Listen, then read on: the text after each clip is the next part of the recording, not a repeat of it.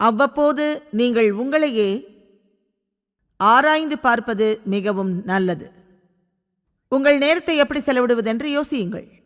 மற்றவர்களை சந்தோஷப்படுத்த வேண்டும் என்று நீங்கள் எவ்வளவு காரியங்களை செய்து வருகிறீர்கள் என்பதை முதலில் நீங்கள் ஆராய்ந்து பார்க்க வேண்டும். அதை திட்டவட்டமாக செய்ய வேண்டும் என்று எந்த உந்துதலும் உங்கள் இருதயத்தில் இல்லையே. ஆனால் மற்றவர்கள் கோபித்துக் கொள்ளக்கூடாது என்று அபிஷேகமே இல்லாத காரியங்களை தொடர்ந்து செய்கிறீர்களே, அதை செய்வதற்கு உங்களுக்கு எந்த கிருபையும் இல்லை, அதை செய்யவும் உங்களுக்கு பிடிக்கவும் இல்லை. இதுவும் தேவனுக்கு விரோதமான கீழ்ப்படியாமைதான். தேவன் உங்கள் ஒவ்வொருவருக்கும் ஒரு எதிர்காலத்தை வைத்திருக்கிறார்.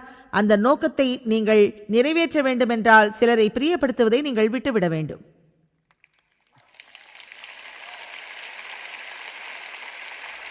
ஆமென். ஓ, எல்லாருக்கும் நம்மளை பிடிச்சிருந்தா எவ்வளவு நல்லா இருக்கும், எல்லாரும் ஒத்து போயிட்டா எவ்வளவு பெரிய சந்தோஷம்.